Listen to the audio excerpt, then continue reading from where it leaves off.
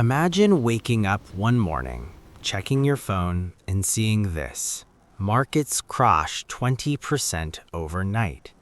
Your investments down. Your savings shrinking. And suddenly, everyone is panicking. But here's the real question. Is this actually about to happen in 2026? Or is it just fear?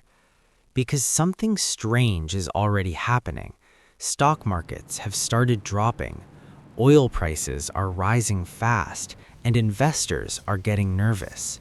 It's like the economy is sending warning signals, but not everyone is paying attention.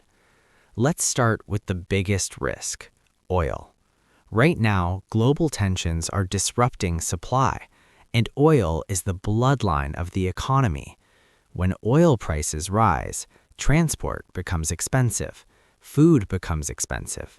Everything becomes expensive.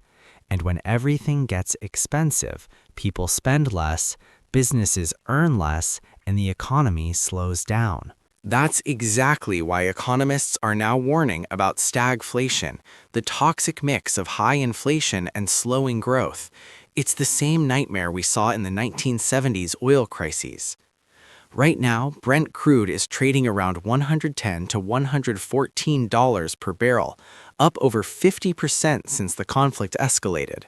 The Strait of Hormuz, which carries nearly 20% of the world's oil, remains heavily disrupted.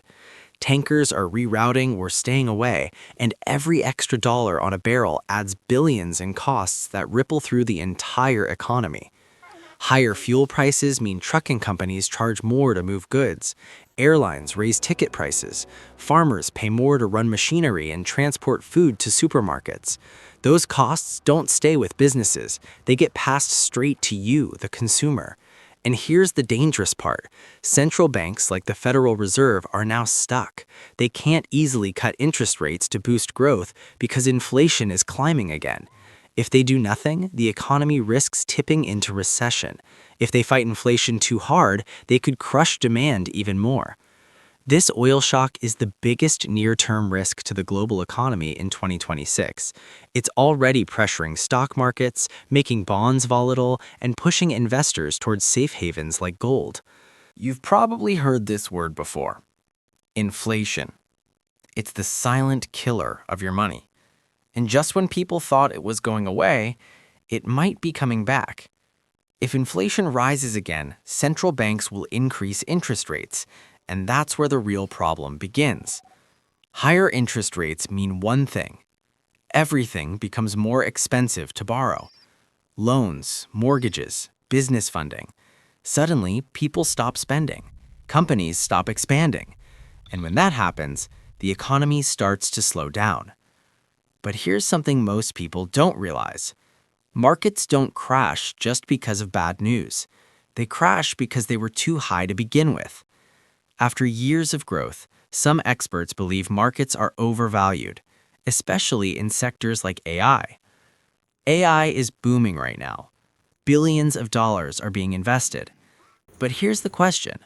Are these companies actually making enough money to justify their value? Or are we watching another bubble form, just like the dot-com crash? Now, here's where things get interesting.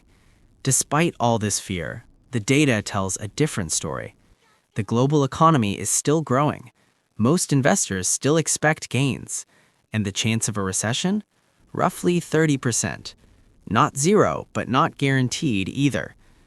So, is a crash coming? Maybe. But here's the truth no one tells you. Markets don't send invitations before they fall, and they don't wait until everyone is ready. The real danger isn't the crash itself. It's being unprepared when it happens. Because in every crisis, some people panic, and others get rich. The question is, which one will you be?